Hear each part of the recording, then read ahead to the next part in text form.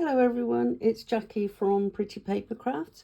I'm here to show you how to make the base of what I'm going to show you today. It's only the actual base that I want you to see how easy it is to make and what options are out there for you afterwards.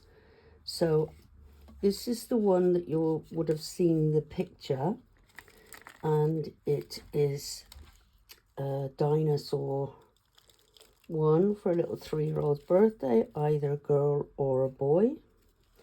I'm going to be putting a little note in with mine saying to fluff them up, the base up before displaying it. But that's the one that we're going to be making today. You're going to need your toppers, whatever you're going to use, butterflies or whatever it is, on your acetate pieces like we've done in previous videos. And I think I might have mentioned to you once before, but if you're going to be doing lots, then get your sheet of acetate, put your red liner tape all the way along, one piece with it all the way along, and then cut your acetate into the strips, and it saves you sticking it on each individual one. So you're going to need your toppers or whatever they are. You're going to need circles or fancy ones. I've used these circles because I done mats and layers, and you've got the different sizes in those. I've also done a fancy one to show you, as long as they are symmetrical, because they have to be folded, cut in half and folded again. So they've got to be, 4 have got to be identical. So I've done that. I've also done this pretty one as well, which you'll see in a moment. And this one, this is this one, the 8 sides.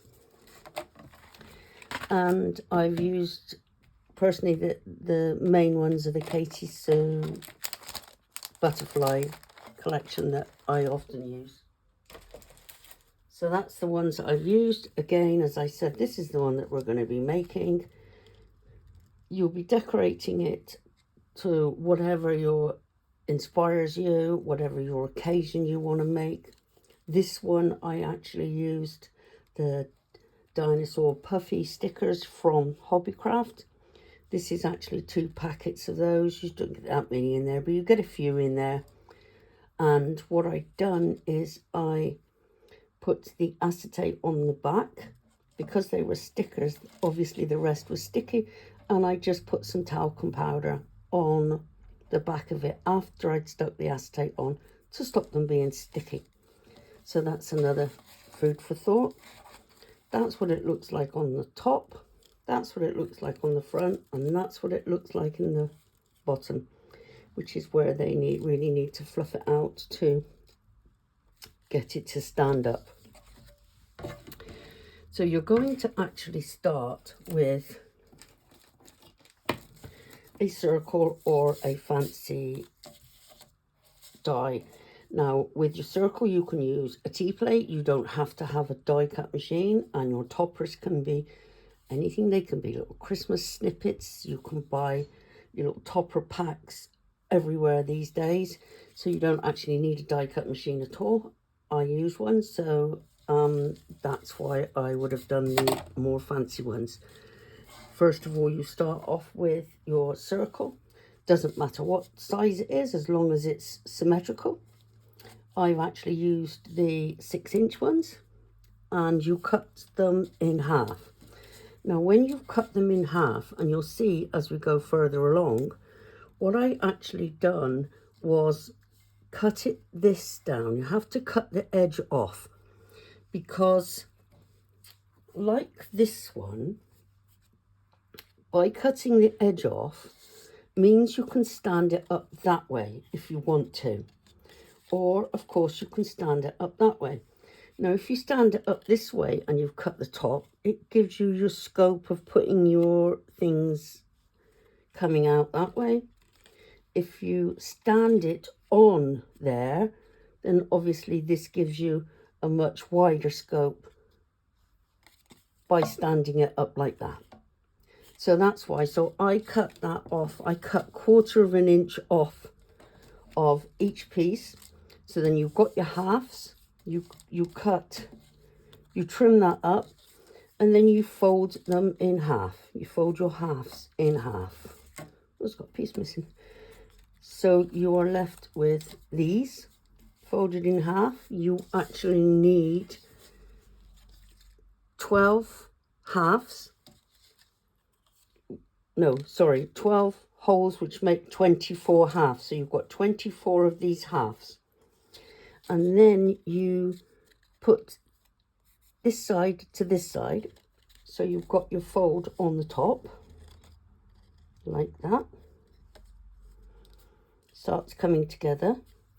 And then you're going to put your next one on that side, like that, keeping the fold on this side all the time. There you go. And then it starts, you can see it coming together when you do it like that, until you've got the very last one done, which leaves you with this. This is quite robust. This is, I think, 180 paper card, because these relatively fold flat to go in envelopes, depending on how thick your topper pieces are. You might need a custom made envelope, but it just needs to be a little bit bigger than an ordinary envelope, which allows for the thickness of it. But it can be posted, can be put in the post. I've done a front and a back, and then I left a area on the back where I could put happy birthday and I could write a message. So, but that's what you end up with. That's what I'm here to explain to you how to do today. The rest, as I said, is decor, and that's just depending on what your occasion is. So we're left with this. We've cut the tops off and we've got that. Now this one is a pretty one that I've done with one of those dies that I've shown you at the beginning. Now, this would make a lovely wedding one. I haven't cut the top off. Now the reason I haven't cut the top off is because on this one I actually used a kebab stick to go down through the center, so I could hold something. I wanted to hold this badge. So you could put a nice wedding-y piece coming out of the center and then put the toppers and things around it. So that's why I haven't cut the top off, because it would be nice to use something in the middle and have a centerpiece, perhaps a church picture or something like that. But I just think this one is really white and lacy. I wouldn't necessarily do a matte and layer, but when you've put your pictures on, yes, the red is gone because it's only a tape cover, but it is nice to cover those up. So you would just want a small circle cut into 4 and just put that, just so it covers your mechanism that you've used. So that's that one. And this one again is a lovely decorative one again. It's one of, I think this is the Chloe's one. One's Chloe's and one's Christina Griffin's one. So this one again, this would be nice for a baby card or perhaps a loved one card or an anniversary or something. Again, it's really beautiful. I haven't cut any off of this one because this one, even though it's sort of got natural flat edges to it, so I didn't need to cut that off. But again, that can go that way or it can go that way, depending on your preference. It folds flat or reasonably flat, obviously. So that's the fancy ones. That's showing you what you can do. Now you've seen the dinosaur one. It's like that from underneath, it's like that from the front, and it's like that from the top. So that's the dinosaur one. It's really nice to do a one like that. Now this one is one of the butterfly ones. I've got two butterfly ones. This one is silver butterflies. That's what it's like from that side. That's what it's like from that side. There is a front and a back. There's the front and there's the back. I've done a happy birthday banner at the top, so when it's open that shows. But I've done corner cutouts that I actually had die of corners with the butterfly, and I thought, oh, that looks nice. It doesn't go with that set, but I just thought that would look nice. Otherwise, again, mats and layers, cover your acetate. But because this paper here I've used is 180 grams, it's got a bit of grey little hearts in it, so that didn't actually need mats and layers. And the third and final one is again a butterfly one, and whoops, that's what it's like from the top. That's what it's like from the bottom. I've done that on the back, the happy birthday. Folds flat-ish. Oh, I think that one's come off.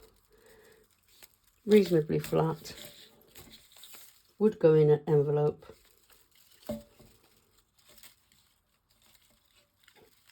Spaced out to display, and that's what that one looks like. It's really pretty. So that's it for today. Sorry about the delay in producing this one. We've just had some work done at home and things have just got a bit chaotic. So next time I should be back to the normal time.